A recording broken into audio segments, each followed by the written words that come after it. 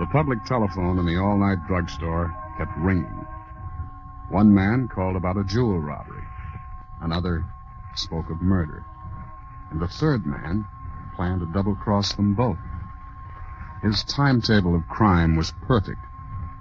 His own alibi airtight.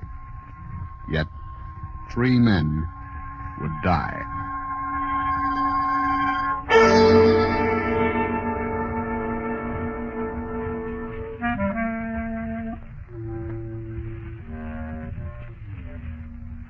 Hello, creeps. This is Sergeant X opening the doors of the Mystery Playhouse. Well, tonight we have another story of the perfect crime as told by the Whistler. That is, it's almost perfect.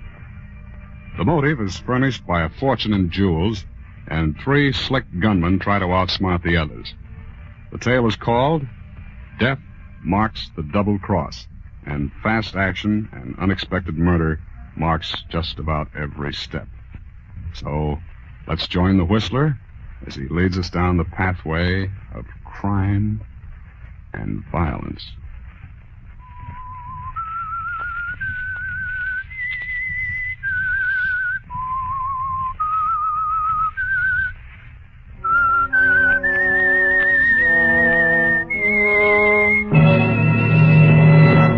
I am the Whistler, and I know many things, for I walk by night.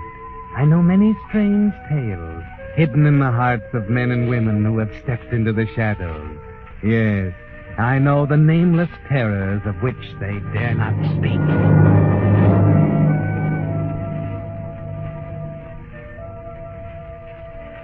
To this day, the police records and newspapers of Portland attribute the robbery of the swank Wellington jewelry store to a lone wolf. Perhaps it's because they refuse to admit the possibility that guilty accomplices still remain at large. As a matter of fact, it wasn't a lone wolf. True, Joe Strickland was alone, standing in the shadows at the back of the store when he saw the watchman turn the corner on his 11:15 round, then slunk down the alley to the back window. But at that same time, 2 other members of the corporation were waiting for him in a little black coupe parked near the highway in Tigard, a little town just out of Portland. They'd been there for almost 2 hours when Terry looked at his watch. Darn it. 2 minutes of 1. It's an hour late. I'm getting uneasy. I don't want to say I told you so, Mike. What do you mean? He ain't coming? You're beginning to get the idea. After all, why should he? He's taking all the risk. Ah, no. He wouldn't cross me. He knows better. You're pretty sure of yourself. Well, maybe he had to wait till the watchman's next round. Maybe a patrol car decided to park across the street. There could be a million things happening to make a guy late. The watchman hasn't changed his schedule for 2 weeks now. 11:15 and 11:45. So what? So maybe he wasn't detained. He said he could pull it in 5 minutes. Remember? Oh, he was bragging. Punk kid shooting off his mouth. All right. Have it your way. There ought to be 10 or 15,000 in this, Mike. Almost enough to make a punk kid forget to come home. Hey, I'd kill him, and he knows it. Remember what he was saying just the other day? Tired of Portland, going south when the right time came. Maybe this is the right time, with 15 grand in his jeans. Well? What? I got an idea what you're thinking. What is it? Just what I said. There's something else. I can't tell you. I promised him I wouldn't. What do you mean? Spill it. That's it. I said spill it. All right. Strickland tried to make a deal with me yesterday. What? Yeah. Seems he felt you weren't necessary to the corporation, and it might be a good idea to eliminate You lie. Let go of it. You asked for it. What are you waiting till now to tell me for, huh? I promised the kid. Okay. I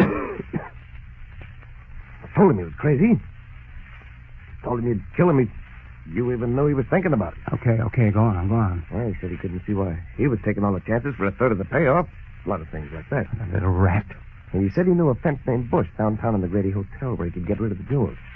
I was supposed to ditch you out here somewhere and meet him tomorrow in Astoria. Then when he saw I wouldn't go for it, he got scared. And I hit him a couple of times and he broke down. Yeah? That's all. He said he'd stay in line and made me promise not to tell you. I wasn't going to, but... I see. The Grady Hotel, huh? Yes, room 108. I think I'll take a look. Still might be wrong. What if he comes out here and we're gone? I guess Mr. Strickland's got to learn the hard way. What are you going to do? I'll call you at the drugstore around the corner if he doesn't show up at the Grady. Okay. And if he does? I won't have to call you. Just look at the headline.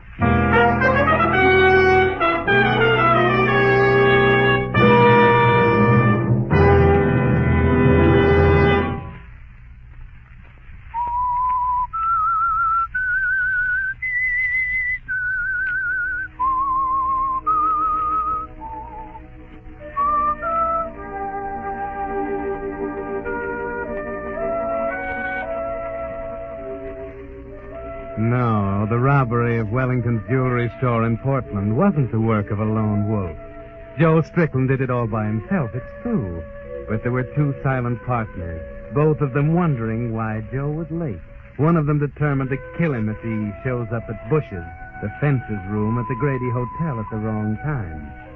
Terry Dexter waits on the street corner until Mike's car has disappeared. Then he saunters toward the all-night drugstore on the highway, smiling and quiet.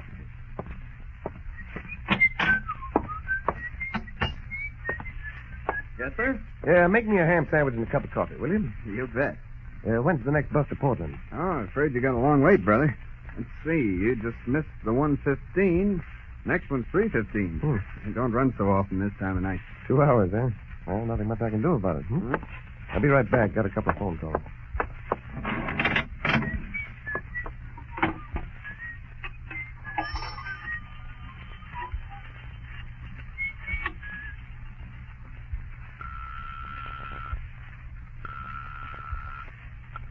Hello? Hello, Joe. How did it come out? Who's this? Terry? Where you been? I'm in Toy Guard at an all-night drugstore. What's the idea of sending me up to your apartment? You said you'd be here at 12. I gotta get out of here, I tell you. Don't worry about it. What do you mean, don't worry? I'm going nuts. Take it easy. How did the job go? I don't know. I can't tell you now. I gotta get out of this apartment right away. You weren't followed. It wasn't sloppy. No, I wasn't followed. Okay. Okay. Take the West Highway out of town, and I'll meet you across from the drugstore. Yeah, I'll be right out. And listen, lock my apartment and leave by the back way. I don't want anyone to know you've been there, you understand? But Terry... But what? Oh, nothing. I'll see you in 20 minutes.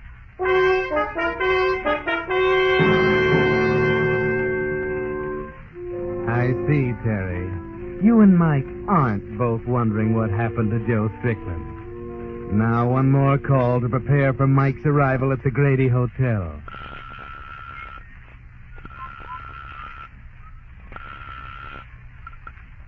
Grady Hotel. Room 108, please.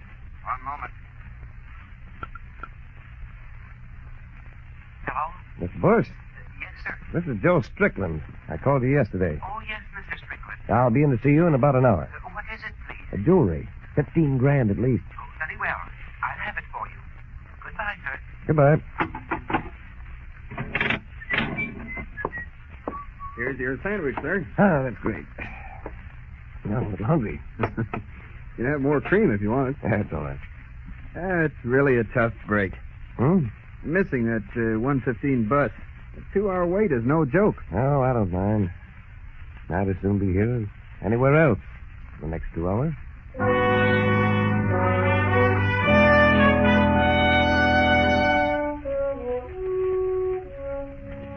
Yes, Terry. The little drugstore in Tigard is a good place for you during the next 2 hours. A place to sit at the control board and pull switches.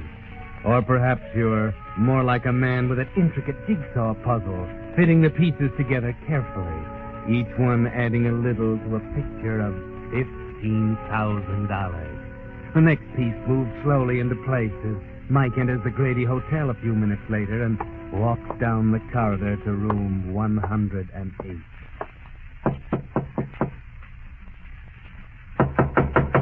Yes? Open up. What do you want? You know what I want. Just a moment, please. Oh, I thought you were... Who'd you think I was? Well, I don't know. You was expecting someone? Now, see here, I haven't time for... I guess you have, Mr. Bush. We've got plenty of time. Mind if I make myself at home? Well, I was about to retire, Mr. Fleagle. Mike Flegel. You usually up this late, Mr. Bush? It's 2 o'clock. Yes, Mr. Flegel. I generally stay up. Stay up. That bed over there looks like you just got up. Or maybe someone might have telephoned, huh? Someone with a little business for you. That doesn't concern you, Mr. Flegel. I'll have to ask but you... it does. Fill it, will you? I didn't come here to play games. Who's coming here? Nobody. Mr. Flegel, nobody. Wait a minute. Get away from that phone. Give me that note. That's better. Quickly. Sure. $15,000. Well, ain't that a coincidence, Mr. Bush? He's just a boy I'm interested in. Stay right where you are, Flegel. Playing a little rough, ain't you? Huh? Now, that kind of artillery wasn't made for little jokers like you. Stop, I tell you. Better put it down, Mr. Bush. Now, you wouldn't want a flock of cops up here any more than I would. Now, look out. Oh. Yeah. Now, like I was saying, Mr. Bush, punks like you shouldn't play with 45. They're liable to kick right back in your face, eh? Get out of here. No, really, Mr. Bush. You're in no position to be asking things. Now, when's he coming here? Well, I don't know. Okay. I won't press the point. Now, just sit back and relax, Be nice and fresh to greet him when he comes.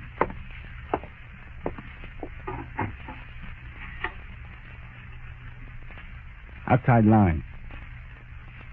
Hello? Hello. I want to put a call through to the payphone in the all-night drugstore in Target. Yes, in Target.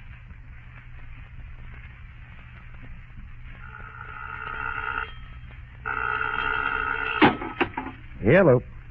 Who is it? Terry. Oh, okay. Look, I'm at the Grady.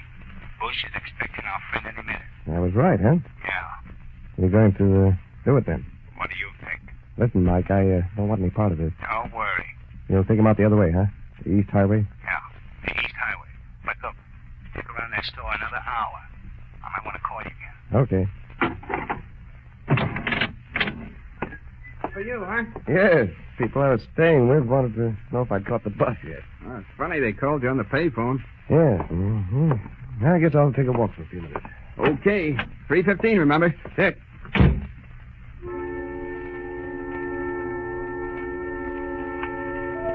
Well, Terry, it's all working out beautifully, isn't it? You figured everything down to the last detail.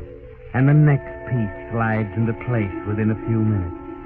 You pace up and down in front of the drugstore a few times, and then a cab pulls up to the curb. Terry? Terry, listen. Take it easy, Joe. What's the matter? Look, here it is. All of it. Now, you take your cut and I'll take mine and we'll separate now, huh? Right away. Nothing went wrong, did it, Joe? No, Terry. Everything's fine, see? I just want Give it to me. Not bad. Bracelet ought to bring 1,000 easy. I want to get going, Terry, right now. You're sure nothing happened? No, Terry, honest. What about the watchman? What do you mean, the watchman? It was 11:15, 11:45, isn't it? Oh, yeah.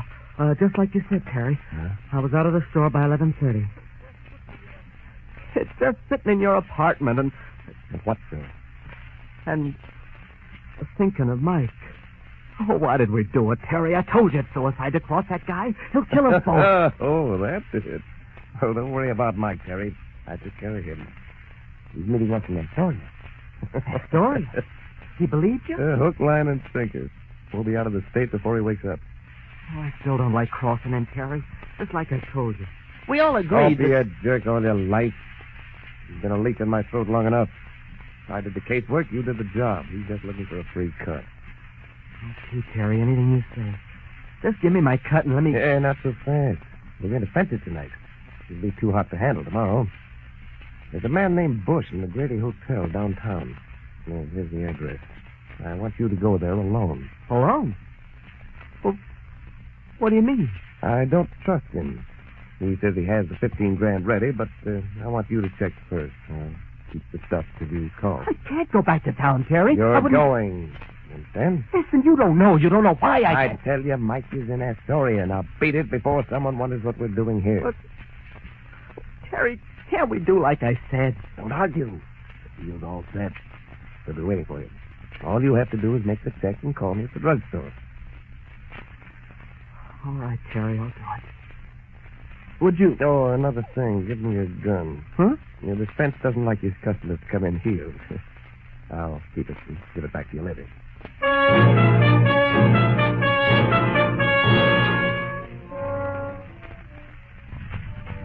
Well, the pieces of the puzzle are beginning to make a picture, aren't they, Terry? You can see the 15,000 pretty clearly, right in the center of it. All it needs is a little routine work around the edges. There ought to be a warm reception for poor Joe Strickland when he walks into that room at the Grady. Mike is a pretty hard man to explain things to when he gets in the wrong frame of mind. He has a careless habit of shooting first and thinking afterward. Yes, it's 2:45 now, and things are probably beginning to happen down in Mr. Bush's room. Hello, Joe. No, you don't. Stay right there, Joe. How did you You ought to know me better than that, Joe. I play for Keats. Right, Mr. Bush? I'm dreadfully sorry, Mr. Strickland. You two know each other, I see. Only by telephone, I'm afraid. What do you mean? I never talked to you. Oh, it's no use, Mr. Strickland. He knows everything. But I... Okay. Come on, let's go. Oh, what do you mean? What do you expect? A bronze medal? Listen, there's something wrong. Shut up. You don't have to tell me there's something wrong. Come on, we're going. And give me the stuff. I haven't got it. You what? Terry's got it. I left it with him. Don't give me that. Put up your hands. You haven't got it. Where you hiding it? I tell you, Terry... You lying rat. I ought to let you have it right here. Come on, we're going.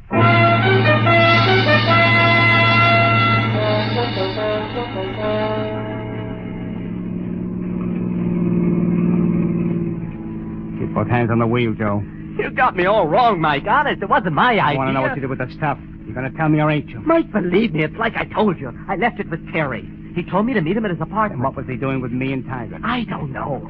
He said you were in Astoria or something. I didn't want to, Mike. You gotta believe me. I don't. And talking ain't going to do you much good, Joe. This is your last trip.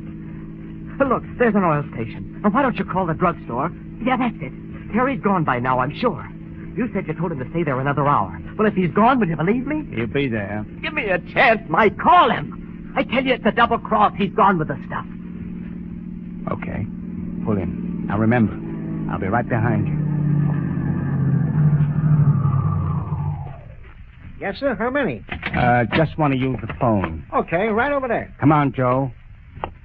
Stay in front of me. One false move. Yeah, Mike.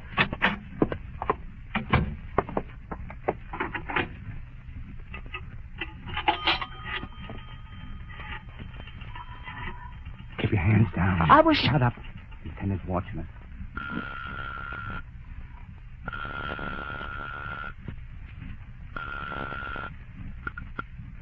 All-night drugstore. I'm looking for a party by the name of Dexter. He's expecting a call. I don't, Oh, you must mean the man who's been waiting for the bus. Yeah, just a minute. Looks like you're wrong, Joe. You mean he's there? What'd you expect? Hello. Hello, Terry? Yes, Mike. Mr. Strickland and I have taken a ride, Terry. And, he tells me he saw you an hour ago. Huh? What's he talking about? That's what I want to know, Terry. Wait a minute, Terry. What's he doing, Joe? What do you mean? The attendant. He's standing over there watching. You raise your hand again, and I'll plug you right here. I wasn't... Shut up. Go on, Terry. What about Joe? Well, he tells me he left the stuff with you. Oh, he did, huh? Well, he's lying to you. I haven't seen him all night. Thanks. That's all I want to know. Wait a minute. Terry, you don't know what you're doing. Terry, he's going to kill me. You can't do it. You can't. Why can't you see he's taking both of us for a ride? Both you and me. Shut up, you're right. Come on. No, you can't. I won't let you.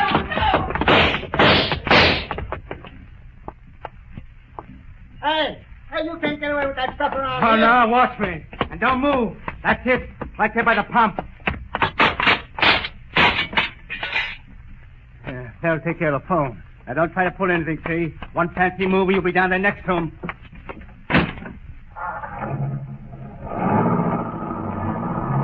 Now, 9S6157. Got it. Smart guy, huh? Smashing my phone. Thinks this is the only phone in the neighborhood.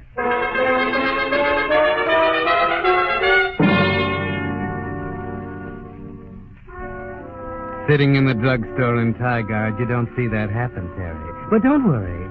You'll know about it soon enough. Everything comes to him who waits, and the pieces are all falling into place now. You're certainly a popular man tonight, Mr. Dexter. Don't believe I ever saw so many incoming calls on that phone. My friends never give me a moment's rest, even at 3 in the morning. What kind of business you in? Oh, a little bit of everything, I guess. If I was you, I'd plug that phone and... What's the matter? That police car outside. Oh, yeah, that's Max, the night patrolman. Pulls in every night about this time for a cup of coffee. Oh. Hello, Henry. Oh, hello, Mac. How are things? Okay, a little busy tonight. How about a cup of coffee, Henry? All ready for you. Thanks. That's what I needed. Haven't seen a night like this since I've been on the force. Pretty, busy. Now, officer? That one-armed paper hanger ain't it, brother. You got a donut, Henry? Sure. Here you are. Good. Yeah, hold-ups, murders. Never seen anything like it. The guy was just bumped off on a service station the other side of town. Yeah? You, got anything on who did it? It ain't even going to trial, brother. Radio patrol picked up the guy. Did he talk at all? When I say picked him up, that's what I mean. He was going 70 when they drilled his rear tire. There ain't enough of them left to recognize him. Uh-oh. There's your bus, mister. 3:15, right on the nose. Well, see you later, Henry. Thanks for the hospitality. Very pleasant 2 hours. That's funny. The look on that guy's face when I was talking to him then. Almost as if he was ready to bust out laughing. He surely must be happy about something.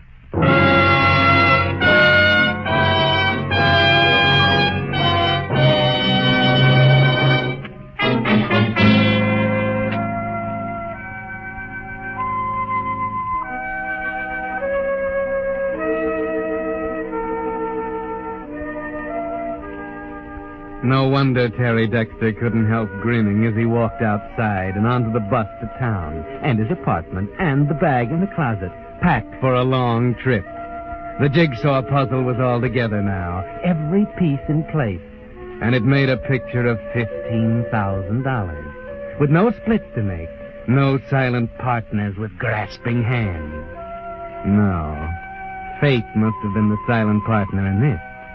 He hadn't dared to hope that Mike would be eliminated so easily. He thought perhaps of tipping off the police about the murder, maybe planting the gun you have in your pocket, after making suitable arrangements for the jewels, of course. Mike wasn't much of a worry after all, with a murder rap hanging over his head. Yes, Terry, you'll get the jewels, and all you have to do now is pick up that bag at your apartment. Your double cross worked beautifully, only... Are you sure you didn't double-cross yourself, too?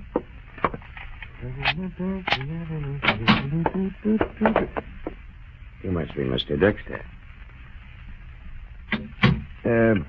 But who are you? Keep your hands away from that pocket.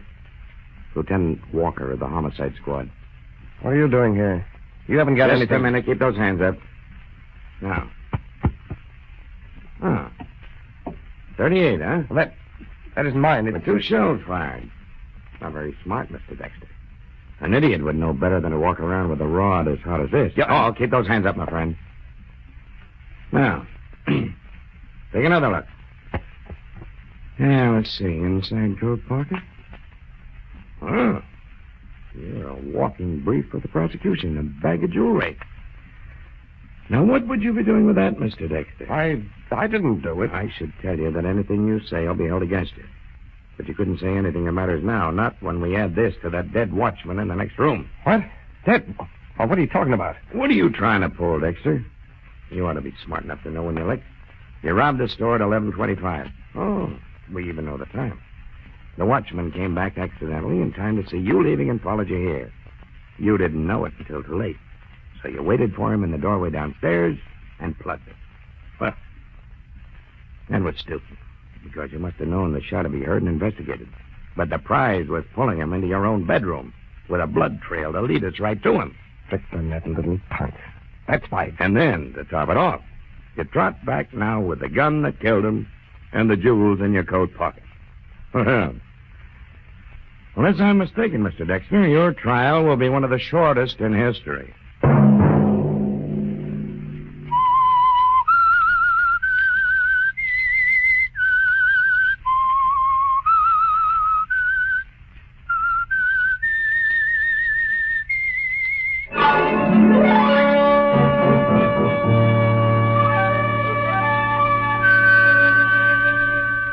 That was Death Marks the Double Cross, one of the Whistler's better yarns. Next time, we're going to meet an old friend of yours, Lamont Cranston, better known as the Shadow. In this episode, he'll investigate the mysterious case of the Flaming Skull. It takes all of the Shadow's old-time ingenuity to crack this one, but perhaps you'll get a better idea of the difficulty of the problem if we step down to the green room to hear a bit of the rehearsal for our next show in the Mystery Playhouse. Follow me, please. Come. Come. Well, this is a fine thing, Mr. Cranston. A fine thing indeed. What's eating you, Margot? What's eating me? The question I've been wanting to ask you. You sit around like a bump on a log all day. I was thinking. No, worrying about the Flaming Skull. Suddenly, at 7 o'clock tonight, you announce we're going for a drive. Where? To visit a friend. Why? To pick up a clue on this case. Who's the friend? Dr. Neil Harrison. I sent Steve Grant to see him yesterday afternoon. It's just possible that Steve might have said something to Dr. Harrison that would give us a clue. Then all that worrying, thinking this afternoon didn't help? No inspiration? It certainly did help, Margot, but right now the fire of inspiration needs a little more coal. To be shoveled on by Lamont Cranston, stoker. No. Lamont Cranston, Shadow.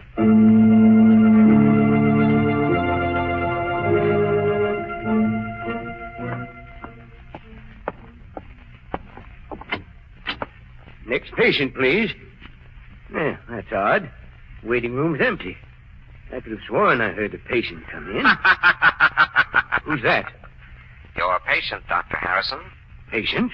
Where? An invisible patient, Doctor. Why, this is absurd. It's some trick. Who are you? Men call me the Shadow. The Shadow? You have heard of the Shadow, Dr. Harrison. The Shadow seeks only one thing, the truth. The truth about what? The truth about all things. The truth about Steve Grant. Grant? Oh, yes. He came to you yesterday? Yes, Lamont Cranston sent him. You treated him? No, I did not. Why not? The truth, Dr. Harrison. Yes, I'll tell the truth. I could not treat him. He was... Dr. Harrison! He's dead. Shot by somebody from outside that window.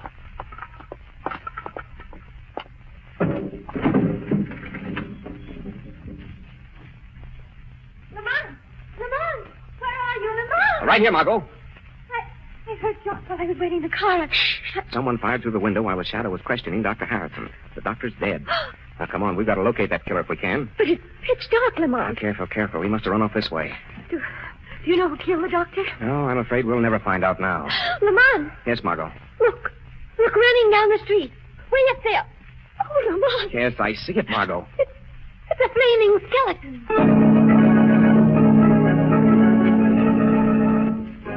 A flaming skeleton is no easy thing to explain. Lamont Cranston is baffled, Margot Lane is puzzled, and the police don't believe the story at all. But something or someone did commit one of the most bizarre of all crimes. So join us next time for the surprising explanation of the weird puzzler, the case of the Flaming Skull. This is Sergeant X, closing the doors of the Mystery Playhouse. Good night. Sleep tight.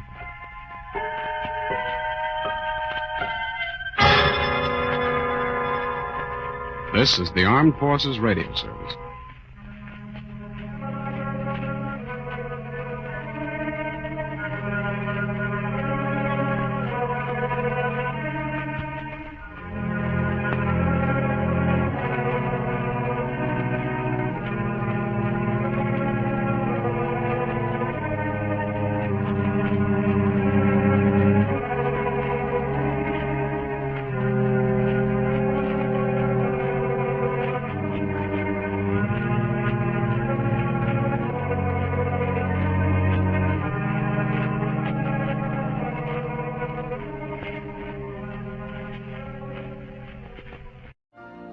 You've been listening to the OTR Gold Network.